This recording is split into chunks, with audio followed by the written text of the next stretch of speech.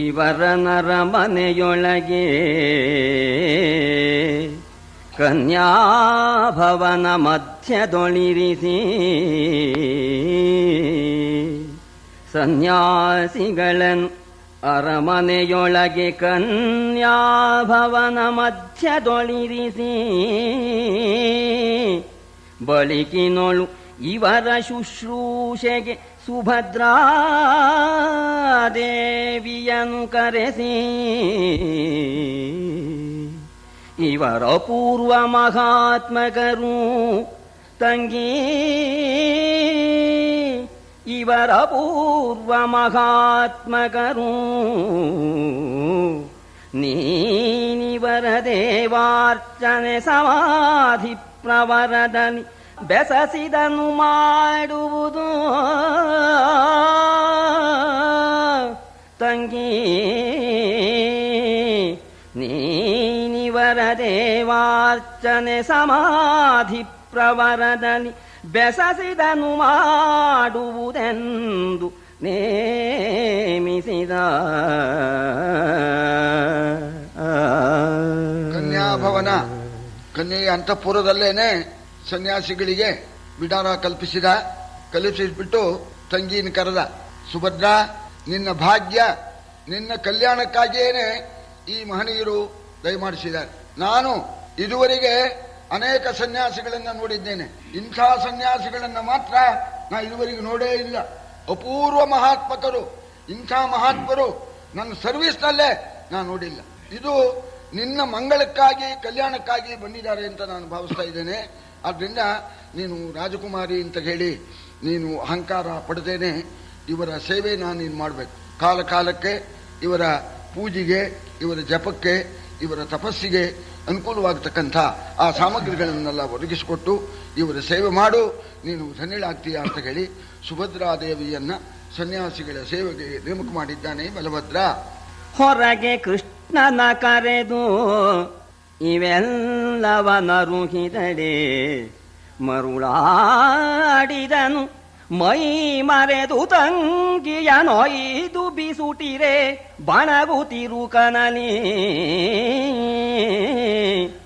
ಅರಸು ಮಗಳನ್ನು ತೊತ್ತು ಕೆಲಸಕ್ಕೆ ಪರುಠವಿಸಿದಿರೆ, ಅರಸು ಮಗಳನ್ನು ತೊತ್ತು ಕೆಲಸಕ್ಕೆ ಪರುಠವಿಸಿದಿರೆ. ಶಿವ ಶಿವ ನಾವರಿಯವು ಅಲ್ಲಿಯಲೇ ಸುಹೊಲ್ಲೆಗವು ಎಮ್ಮದಲ್ಲೆಂದ. ಇಷ್ಟೆಲ್ಲ ಏರ್ಪಾಟ್ ಮಾಡಿದ್ರು, ಕೃಷ್ಣ ಬರಲಿಲ್ಲ. ಕೃಷ್ಣನಿಗೆ ಹೇಳಿ ಕಳಿಸಿದ ಬಲಭದ್ರ. ಕೃಷ್ಣ ಬಂದ.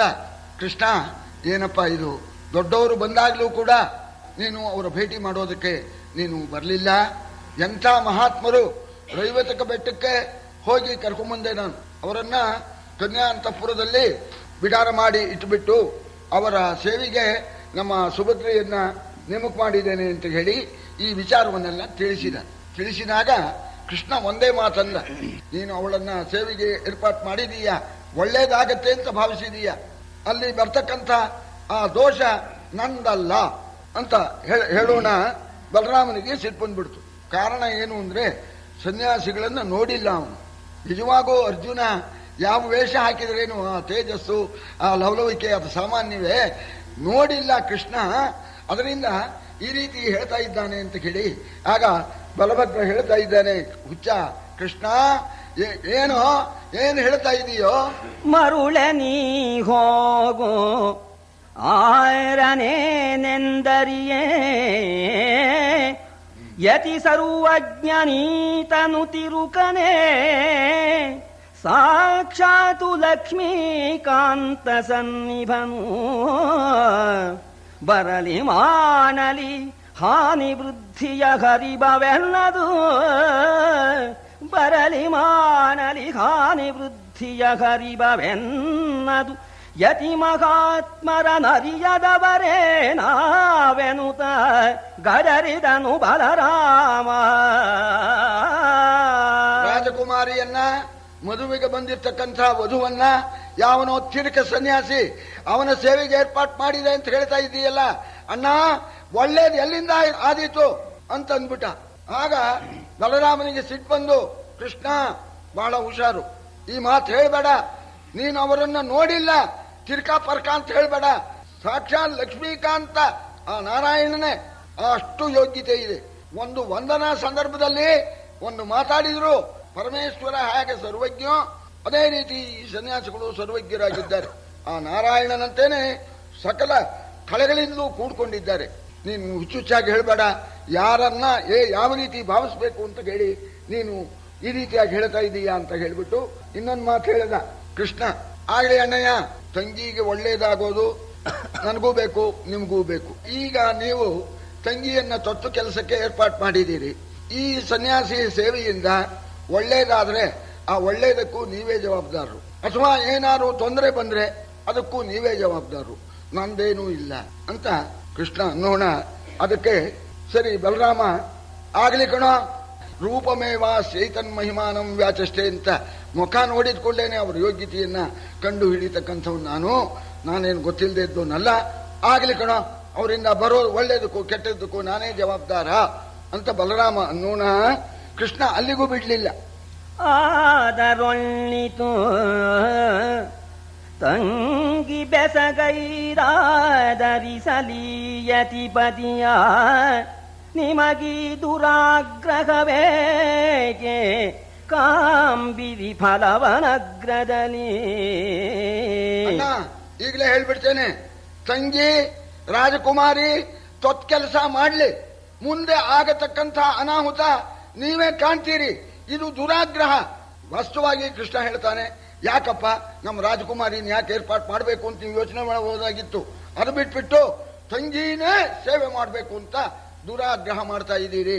ಸರಿ, ಮುಂದೆ ಇದರ ಫಲಾನ ನೀವೇ ಕಾಣ್ತೀರಿ. ಅವಾಗ ಕೃಷ್ಣ, ನೀ ಹೇಳಿದ್ ಸರಿ ಕಣೋ ಅಂತ ನೀವೇ ಅಂತ ಇದ್ದೀರಿ. ಮುಂದಿನ ಫಲ ಹೇಳನು ಅಂದ. ಮುಚ್ಚು ಬಾಯಿಯಿಂದ ಬಲರಾಮ, ಮುಚ್ಚ, ಎಲ್ಲ ಗೊತ್ತಿದೆ ಅನ್ನೋಣ. ಹೋದೆ ವಿದೆ ಮೌನದೊಳೆನುತ್ತ ಅಬುಜೋದರನು ಹಿಂಗಿದನು, ಹರಿಯ ವಿನೋದ ರಚನೆಯನೇನೆಂಬೆನು ಭೂಪ ಕೇಳೆಂದ. ಮಾತಾಡ್ಬೇಡ ಅಂದ, ಬಾಯಿ ಮುಚ್ಕೊಂಡು ಹೋಗ್ಬಿಟ್ಟ ಕೃಷ್ಣ. ಆಗ್ಲಿ ಅಣ್ಣ, ನೀವು ದೊಡ್ಡವರು ಏನ್ ಬೇಕಾದ್ರೂ ಮಾಡ್ಲಿ, ನಾನು ಬಾಯಿ ಮುಚ್ಕೊಂಡು ಮೌನದಿಂದ ಹೋಗ್ತೇನೆ ಅಂತ ಹೋಗ್ಬಿಟ್ಟ. ಅಯ್ಯ ಜನಮೇಜಯ, ಪರಮಾತ್ಮನ ಲೀಲೆ ಏನು ಹೇಳೋಣ ಅಂತ. ಅಲ್ಲ, ಕೂರಿಸಿ ಬಂದವನು ಇವನೇ, ಸನ್ಯಾಸಿ ವೇಷ ಹಾಕೊಂಡು ಬಂದ ಅರ್ಜುನ್ ಕೂರಿಸಿ ಬಂದು ಅಣ್ಣ ಕರ್ಕೊಂಡ್ ಬರ್ಲಿ, ಮುಂದೆ ಹೀಗೀಗೆ ಮಾಡ್ಬೇಕು ಅಂತೆಲ್ಲ ಹೇಳಿದಾನೆ. ಅಣ್ಣನ ಮೇಲೆ ನಿಷ್ಠೂರ ಬರಬೇಕು, ತನಗೆ ಬರಬಾರ್ದು. ಈ ರೀತಿಯಾಗಿ ಪರಮಾತ್ಮನ ಈ ಲೀಲೆ, ಇದನ್ನ ಏನು ಹೇಳೋಣ. ಬಾಲಕಿಗೆ ಸನ್ಯಾಸಿ ದೇವರ ಮೇಲೆ ಮನವಾಯಿತು, ಬಾಲಕಿಗೆ ಸನ್ಯಾಸಿ ದೇವರ ಮೇಲೆ ಮನವಾಯಿತು, ಅವರಿಗೀಕೆಯ ಮೇಲೆ ನೆಲಸಿತು ಚಿತ್ತ, ಕಾಣೆನು ಜಪ ಸಮಾಧಿಗಳ, ಕಾಣೆನು ಸನ್ಯಾಸಿಗಳ ಜಪ ಸಮಾಧಿಗಳ, ಮೇಳವಿಸಿ ಅನ್ಯೋನ್ಯರಾಗ, ಮೇಳವಿಸಿ ಅನ್ಯೋನ್ಯರಾಗ, ಮೇಳವಿಸಿ ಅನ್ಯೋನ್ಯರಾಗ, ಛಡಾಳಿಸಿದುದಭಿಲಾಷೆ ಕಾಮನ ಬೇಲುವೆಗೆ ಬೆಂಡಾದುದಿಬ್ಬರ ಧೈರ್ಯವು ಅಡಿಗಡಿಗೆ, ಕಾಮನ ಬೇಲುವೆಗೆ ಬೆಂಡಾದುದಿಬ್ಬರ ಧೈರ್ಯವು ಅಡಿಗಡಿಗೆ. ಪರಮಾತ್ಮನ ಸಂಕಲ್ಪ. ಅರ್ಜುನಿಗೆ ತಕ್ಕ ವಧು ಸುಭದ್ರ, ಸುಭದ್ರಿಗೆ ತಕ್ಕ ಪತಿ ಅರ್ಜುನ. ಈ ಗುಣವರ್ಣನೆಯನ್ನ ಸುಭದ್ರೇನು ಅರ್ಜುನ ಗುಣವರ್ಣನೆಯನ್ನು ಕೇಳ್ತಾ ಇದ್ದಾಳೆ. ಹಿಂದೆ ನೋಡಿಯೂ ಇದ್ದಾಳೆ, ಸೋದರತೆ ಮಗನಾದ್ರಿಂದ ನೋಡಿಯೂ ಇದ್ದಾಳೆ. ಆ ದ್ವಾರಕಾಪಟ್ಟಣದಲ್ಲಿ ಸರಿ ಯಾವ ಮಗು ಹುಟ್ಟಿದ್ರು ಕೂಡ ಆ ಮಗುಗೆ ಆರತಿ ಮಾಡ್ತಕ್ಕಂಥ ಸಂದರ್ಭದಲ್ಲಿ ಅರ್ಜುನ್ ಹಾಗಾಗಪ್ಪ, ಅಂತ ಆರ್ತಿ ಮಾಡೋರು.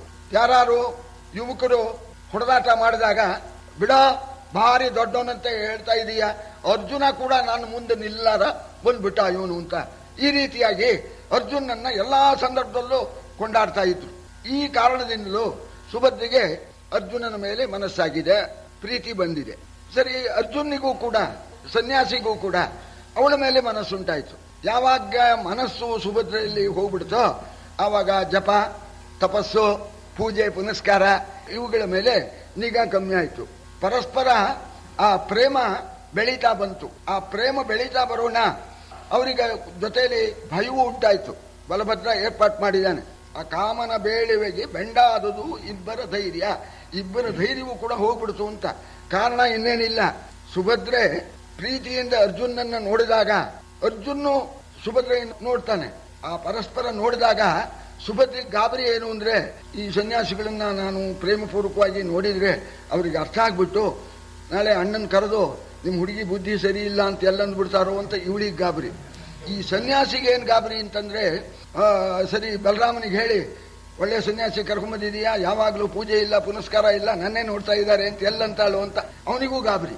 ಈ ಪ್ರಕಾರವಾಗಿ ಇಬ್ಬರಿಗೂ ಧೈರ್ಯ ಹೋಗ್ಬಿಟ್ಟಿದೆ, ಪರಸ್ಪರ ಅನುರಾಗ ಬೆಳೀತಾ ಇದೆ. ಮಿಡುಕುವುದು ಬಾಯ್, ಮಿಡುಕುವುದು ಬಾಯ್, ಚಿತ್ತವಳಲಿ ತೊಡಗಿಹುದು, ಜಪಮಾಲೆ ಬೆರಳಲಿ ನಡೆವುದಿಹುದು, ಅಕ್ಷಿಗಳು ಮುಕ್ಕುಳಿಸಿಗವು ಮಾನಿನಿಯ, ಮೃಡನ ಪೂಜೆಗೆ ಕೈ, ಮೃಡನ ಪೂಜೆಗೆ ಕೈ, ಸುಭದ್ರೆಯ ಹಿಡಿಹಿನಲಿ ಮನ, ಮೃಡನ ಪೂಜೆಗೆ ಕೈ, ಸುಭದ್ರೆಯ ಹಿಡಿಹಿನಲಿ ಮನ, ವರ ಸಮಾಧಿಯ ತೊಡಗು ಹೊರಗೆ ಒಳಗಿಂದು ಮುಖಿ, ವರ ಸಮಾಧಿಯ ತೊಡಗು ಹೊರಗೆ ಒಳಗಿಂದು ಮುಖಿ, ನರನಾದ ಕೇಳ ಬಾಯಲ್ಲೇ ಏನೋ ಮಂತ್ರ ಹೇಳ್ತಾ ಇದ್ದಾರೆ ಸನ್ಯಾಸಿಗಳು. ಆ ಮಂತ್ರಕ್ಕೂ ಮನಸ್ಸಿಗೂ ಸಂಬಂಧ ಇಲ್ಲ. ಮನಸ್ಸು ಆ ಸುಭದ್ರೆಯಲ್ಲಿ ತೊಡಕೊಂಡು ಬಿಟ್ಟಿದೆಯಂತೆ, ಬಾಯಲ್ಲಿ ಮಂತ್ರ ಹೇಳ್ತಾ ಇದ್ದಾರೆ, ಆ ಬೆರಳಲ್ಲಿ ಜಪಮಾಲೆ ಇಟ್ಕೊಂಡು ತಿರುಗಿಸ್ತಾ ಇದ್ದಾರೆ. ಕಣ್ಣು ಮಾತ್ರ ಯಾವಾಗಲೂ ಸುಭದ್ರೆಯನ್ನ ನೋಡೋದ್ರಲ್ಲೇನೆ ಆಸಕ್ತವಾಗಿ ಇದೆ ಇವರ ಕಣ್ಣು. ಹೊರಗಡೆಯಲ್ಲಿ ಪರಮೇಶ್ವರನ ಪೂಜೆಯ ನಟನೆ, ಒಳಗೆ ಆ ಸುಭದ್ರೆ ಸೇರ್ಕೊಂಡ್ಬಿಟ್ಟಿದ್ದಾಳೆ. ಈ ರೀತಿ ಆಯ್ತು. ಒಂದು ವರ್ಷ ಕಾಲ ಕಳೀತು ಅಂತ. ವರ್ಷ ಕಾಲದಲ್ಲೇನೆ ಇವ್ರನ್ನ ಕರ್ಕೊಂಡು ಬಂದಿದ್ದು. ಆ ಸಂದರ್ಭದಲ್ಲಿ ಈ ಸುಭದ್ರೆಯ ಶ್ರೇಯಸ್ಸಿಗಾಗಿ ಒಂದು 34 ದಿವಸ ಈಶ್ವರನ ಆರಾಧನೆ ಮಾಡಬೇಕು ಅಂತ ಹೇಳಿ ಕೃಷ್ಣ ಡಂಗ್ರ ಹೊಡಿಸಿದ. ಎಲ್ಲಿ ಅಂತಂದ್ರೆ ಸಮುದ್ರ ಮಧ್ಯದಲ್ಲಿ ಒಂದು ದ್ವೀಪ, ಅಂತರ್ದ್ವೀಪ, ಅಲ್ಲಿ ಮಹಾದೇವ. ಆ ಮಹಾದೇವನನ್ನ 34 ದಿವಸ ಆರಾಧನೆ ಮಾಡಬೇಕು ಅಂತ ಹೇಳಿ ಸರಿ ಕೃಷ್ಣ ಡಂಗ್ರ ಹೊಡಿಸಿದ. ಎಲ್ಲರೂ ಬರಬೇಕು ಅಂತ ಎಲ್ಲ ಯಾದವರು, ಕೃಷ್ಣನೂ ಹೊರಟಿದ್ದಾನೆ, ಎಲ್ಲರೂ ಕೂಡ ಆ ಮಹೋತ್ಸವಕ್ಕೆ ಅಂತರ್ದ್ವೀಪಕ್ಕೆ ಹೋಗಿದ್ದಾರೆ. ಆಗ ಹೋಗೋ ಕಾಲದಲ್ಲೇನೆ ಸರಿ ಅರ್ಜುನಿಗೂ ಹೇಳಿ ಹೋಗಿದ್ದ, ನೋಡು ಸಂದರ್ಭ ನಾವೆಲ್ಲ ಹೋಗಿರ್ತೇವೆ, ನಾ ಹಿಂದೆ ಹೇಳಿದ ಜ್ಞಾಪಕ ಇದೆಯಲ್ಲ, ಸಂದರ್ಭ ನೋಡ್ಕೊಂಡು ನೀನು ಕೆಲಸ ಮಾಡ್ಕೋ ಅಂತ ಅರ್ಜುನಿಗೂ ಹೇಳಿದ್ದ. ಆಮೇಲೆ ರುಕ್ಮಿಣಿಗೆ ಒಂದು ಮಾತು ಹೇಳಿದ್ದ ಕೃಷ್ಣ. ಅರ್ಜುನ ಅಂತ ಗೊತ್ತಾದಾಗ ತಂಗಿ ಸುಭದ್ರೆ ನಾಚ್ಕೊಂಡ್ಬಿಟ್ಟು ಸನ್ಯಾಸಿಗಳಿಗೆ ಸರಿಯಾಗಿರ್ತಕ್ಕಂಥ ಸೇವೆ ನಡೆಸ್ತಾಳೋ ಇಲ್ವೋ ನೀನು ಬಹಳ ನಿಗಾ ಇಟ್ಕೋಬೇಕು. ಸರಿ ಸುಭದ್ರೆ ಏನಾದ್ರು ನಾಚ್ಕೊಂಡು ಆ ಸನ್ಯಾಸಿಗಳ ಯೋಗಕ್ಷೇಮ ನೋಡದೇ ಇದ್ರೆ ನೀನ್ ನೋಡ್ಬೇಕು ಅಂತ ಹೇಳಿ ರುಕ್ಮಿಣಿಗೂ ಕೂಡ ನೇಮಕ ಮಾಡಿ ಹೋಗಿದ್ದಾನೆ. ಅದು ಅದೇ ರೀತಿ ಆಗತ್ತೆ. ಗೊತ್ತಾದ ಮೇಲೆ ಸುಭದ್ರೆ ಸರಿಯಾಗಿ ಸೇವೆ ಮಾಡೋದೇ ಇಲ್ಲ, ಆಮೇಲೆ ರುಕ್ಮಿಣಿನೇ ಸೇವೆ ಮಾಡ್ತಾಳೆ. ಈ ಸಂದರ್ಭದಲ್ಲೇನೆ ಮಳೆಗಾಲ ಕಳೀತು, ಸರಿ ವರ್ಷತ್ತು ಕಳೀತು. ವರ್ಷತ್ತು ಆದ್ಮೇಲೆ ಶರದ್ ಋತು, ಶರತ್ಕಾಲ ಬಹಳ ಚೆನ್ನಾಗಿದೆ. ಕವಿ ಅದನ್ನು ಕಣ್ಣಿಗೆ ಕಟ್ಟು ಹಾಗೆ ವರ್ಣನೆ ಮಾಡ್ತಾನೆ. ಜಾರಿದುದು ಮಳೆಗಾಲವು,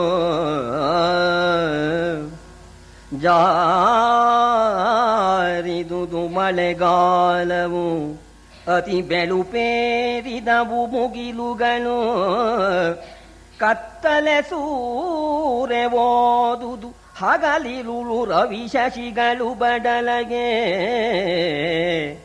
ತಾರಿದವು ನದಿ ನದಗಳು ಅಭ್ರಕ್ಕೆ ಹಾರಿದವು ಕಳಹಂಸೆಗಳು ತಾರಿದವು ನದಿ ನದಗಳು ಅಭ್ರಕ್ಕೆ ಹಾರಿದವು ಕಳಹಂಸೆಗಳು ತಲೆದೋರಿದವು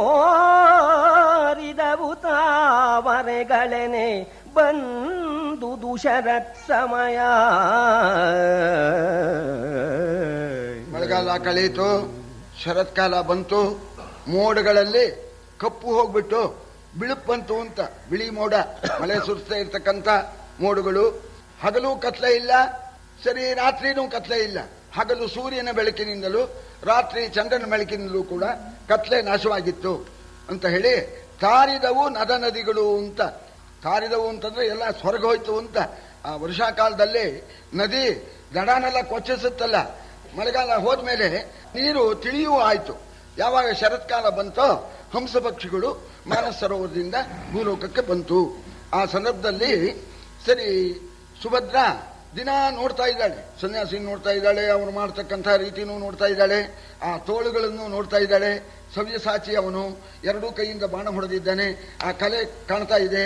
ಆ ಲಕ್ಷಣನೂ ನೋಡಿ ಈ ಸನ್ಯಾಸಿಗಳು ಯಾಕೋ ನಮ್ಮ ಅರ್ಜುನ ಹಾಗೆ ಕಾಣ್ತಾ ಇದ್ದಾರಲ್ಲ ಅಂತ ಆ ಒಂದು ಭಾವನೆ ಉಂಟಾಗಿ ಒಂದು ದಿವಸ ಸನ್ಯಾಸಿಗಳಿಗೆ ಸರಿ ಧವಿತ್ರೇಣ ವಿಜಯಂತಿ, ಭೀಷಣಿಗೆಯಿಂದ ಗಾಳಿ ಹಾಕ್ತಾ ಸುಭದ್ರ ಕೇಳ್ತಾ ಇದ್ದಾಳೆ, ಯದವಕ್ಕಲು ಪುಣ್ಯ ರಾಶಯ, ಯದುಗಳು ಪುಣ್ಯ ಸಂಗ್ರಹ ಮಾಡಿಬಿಟ್ರು ಅಂತ. ಯತಿನಾಮಿಂದ್ರ ತವಾಂಗ್ರಿ ಸೇವನಾಥ್, ನಿಮ್ಮ ಪಾದ ಸೇವೆಯನ್ನು ಮಾಡಿ ನಮ್ಮ ಯದುಗಳೆಲ್ಲ ಪುಣ್ಯ ರಾಶಿಯನ್ನೇನೆ ಗಳಿಸಿಬಿಟ್ಟಿದ್ದಾರೆ. ಯಾಕೆಂದ್ರೆ ಶಿರಸ್ಸಿನಿಂದ ರಜಸ್ಸನ್ನು ಪಡೆದು ಮನಸ್ಸಿನಲ್ಲಿರ್ತಕ್ಕಂಥ ಆ ರಜೋಗುಣವನ್ನು ಕಳ್ಕೊಂಡ್ಬಿಟ್ಟಿದ್ದಾರೆ, ಧನ್ಯರಾಗಿದ್ದಾರೆ. ತಾವು ತ್ರಿಕಾಲ ಜ್ಞಾನಿಗಳು ಅಂತ ಹೇಳಿ ನಾನು ಕೇಳಿದ್ದೇನೆ. ಅದಕ್ಕೆ ತಮ್ಮನ್ನು ಭಗವಾನ್ ಅಂತ ಕರೀತಾರೆ ಅಂತ. ಭಗವಾನ್ ಅಂತ ಯಾರಿಗೆ ಕರೀತಾರೆ ಅಂದ್ರೆ ತ್ರಿಕಾಲ ಜ್ಞಾನ ಇರ್ತಕ್ಕವರಿಗೆ ಭಗವಾನ್ ಅಂತ. ತಾವು ಭಗವಂತರು.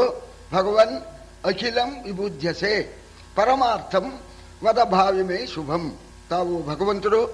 ಪ್ರಪಂಚದ ಸಮಸ್ತ ವ್ಯಾಪಾರವು ತಮ್ಮ ಜ್ಞಾನ ದೃಷ್ಟಿಯಿಂದ ತಮಗೆ ಗೊತ್ತಾಗತ್ತೆ. ಮುಂದೆ ನನ್ನ ಕಲ್ಯಾಣ ಯಾವ ರೀತಿ ಆಗತ್ತೆ ಅದನ್ನ ತಾವು ಹೇಳಬೇಕು. ತಾವು ದಿವ್ಯ ಜ್ಞಾನಿಗಳು ಅಂತ ಹೇಳಿ ಪ್ರಾರ್ಥನೆ ಮಾಡಿದ್ಲು. ಪ್ರಾರ್ಥನೆ ಮಾಡಿದಾಗ ಅರ್ಜುನ ಬಹಳ ಬುದ್ಧಿವಂತ, ಯೋಚನೆ ಮಾಡ್ದ, ಏನು ಹೇಳೋಣ, ಇದ್ದಾಗ ಹೇಳಿಬಿಟ್ರೆ ಎಲ್ಲಿ ಅವಳು ಬೇಜಾರು ಮಾಡ್ಕೊಂಡ್ಬಿಡ್ತಾಳೋ, ನನ್ನ ಮೇಲೆ ಮನಸ್ಸಿದೆಯೋ ಇಲ್ವೋ ಅಂತ ಹೇಳಿ ಆಗ ಅರ್ಜುನ ಒಂದು ಕ್ಷಣಕಾಲ ಅದನ್ನು ಅವರಿಗೆ ಪ್ರಣಿಧಾನೇನ ಹಿ ದಿವ್ಯ ಚಕ್ಷುಷಃ ಅಂತ. ಈ ಜ್ಞಾನಿಗಳಿರ್ತಾರಲ್ಲ ಅವರಿಗೂ ಕೂಡ ಸಾಮಾನ್ಯವಾಗಿದ್ದಾಗ ನಮ್ಮ ಹಾಗೇನೆ ಉದ್ದೇಶಪೂರ್ವಕವಾಗಿ ಮುಂದೆ ಏನಾಗತ್ತೆ ಅಂತನ್ನೋದನ್ನ ದಿವ್ಯ ದೃಷ್ಟಿಯಿಂದ ಅವರು ನೋಡಬೇಕು.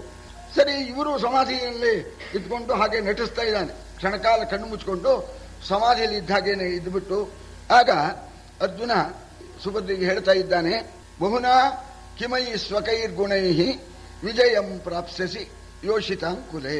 ಬಹಳ ಹೆಚ್ಚು ಹೇಳಿ ಏನು ಪ್ರಯೋಜನ, ಒಂದೇ ಮಾತಿನಲ್ಲಿ ಹೇಳ್ತೇನೆ. ಕನ್ಯಾಕುಲದಲ್ಲಿ ನಿನಗೆ ವಿಜಯ ಪ್ರಾಪ್ತಿ ಅಂತ. ವಿಜಯ ಪ್ರಾಪ್ತಿ ಅಂತ ಅನ್ನೋದಕ್ಕೆ, ವಿಜಯ ಅನ್ನೋದಕ್ಕೆ ಗೆಲುವು ಅಂತ ಒಂದು ಅರ್ಥ, ಅರ್ಜುನ ಅಂತಲೂ ಒಂದು ಅರ್ಥವಾಗತ್ತೆ. ಅರ್ಜುನ ಕನ್ಯಾಕುಲದಲ್ಲಿ ನಿನಗೇನೆ ಅರ್ಜುನ ದೊರೀತಾನೆ ಅಂತ ಒಂದು ಅರ್ಥ. ಪಾದಾಂಗುಷ್ಟ ನಖಮ್ಯಸ್ತೆ ಫಾಲೇ ಕುರ್ಯಾದ್ ವಿಶೇಷಕಂ ಸನರೋಪಿ ಸ್ಮರೇಣಾರ್ಥ ಸದ್ಯ ಸ್ಯಾದಾಮಿಷನ್ ಋಷೋಹೋ. ನೀನೇನು ಸಾಮಾನ್ಯ ರೂಪವತಿಯೇ, ಆ ನರ ಬರ್ತಾನೀಗ. ನರ ಬಂದ್ಬಿಟ್ಟು ನಿನ್ನ ಪಾದಕ್ಕೆ ನಮಸ್ಕಾರ ಮಾಡಿ ಅಂಗುಷ್ಟದಲ್ಲಿರ್ತಕ್ಕಂಥ ಆ ಧೂಳನ್ನ ತಿಲಕವಾಗಿ ಇಟ್ಕೊಳ್ತಕ್ಕಂಥ ನರ ಸದ್ಯದಲ್ಲೇ ಬರ್ತಾನೆ, ನಿನ್ನ ಕಣ್ಣಿಗೆ ಗೋಚರವಾಗ್ತಾನೆ. ಸಾಮಾನ್ಯವಾಗಿ ನರ ಅನ್ನೋದಕ್ಕೆ ಮನುಷ್ಯ ಅಂತ ಅರ್ಥ, ವಿಶೇಷವಾಗಿ ಹೇಳಿದರೆ ಆವಾಗ ಅರ್ಜುನ ಅಂತ ಅರ್ಥ. ಈ ರೀತಿ ಹೇಳೋಣ ಸುಭದ್ರಿಗೆ. ಇವನು ಅರ್ಜುನನೇ ಅಂತ ನಂಬಿಕೆಯೂ ಆಯ್ತು. ಆದರೂ ಕೂಡ ಪರೀಕ್ಷೆ ಮಾಡಬೇಕು ಅಂತ ಹೇಳಿ, ಸ್ವಾಮಿ ತಾವು ಇಷ್ಟೆಲ್ಲ ಹೇಳಿದಿರಲ್ಲ, ಈ ನರ ಮತ್ತು ವಿಜಯ ಇದಕ್ಕೆ ಎರಡರ್ಥ ಬರೋ ಹಾಗೆ ತಾವು ಹೇಳ್ತಾ ಇದ್ದೀರಲ್ಲ, ಈ ವಿಜಯ ಅಂತ ಅನ್ನೋದಕ್ಕೆ ಏನು ಗೆಲುವು ಅಂತ ಅರ್ಥವೇ, ಅರ್ಜುನ ಅಂತ ಅರ್ಥವೇ, ನರ ಅಂತ ಅನ್ನೋದಕ್ಕೆ ಮನುಷ್ಯ ಅಂತ ಅರ್ಥವೇ, ಅಥವಾ ಅರ್ಜುನ ಅಂತ ಅರ್ಥವೇ ಅಂತ ಕೇಳೋಣ. ಅದು ನಿನ್ನ ಅಭಿಪ್ರಾಯದ ಹಾಗಾಗತ್ತೆ ಎಂದು ಇವರು. ಆಗ ಈ ಸುಭದ್ರ ಪರೀಕ್ಷೆ ಮಾಡಬೇಕು ಅಂತ ಕೇಳಿ, ಸ್ವಾಮಿ ತಾವು ತೀರ್ಥಯಾತ್ರೆ ಮಾಡ್ಕೊಂಡು ಬಂದಿದ್ದೀರಲ್ಲ, ಎಲ್ಲೆಲ್ಲಿಗೆ ಹೋಗಿದ್ರಿ ಅಂತ ಕೇಳಿದ್ಲು.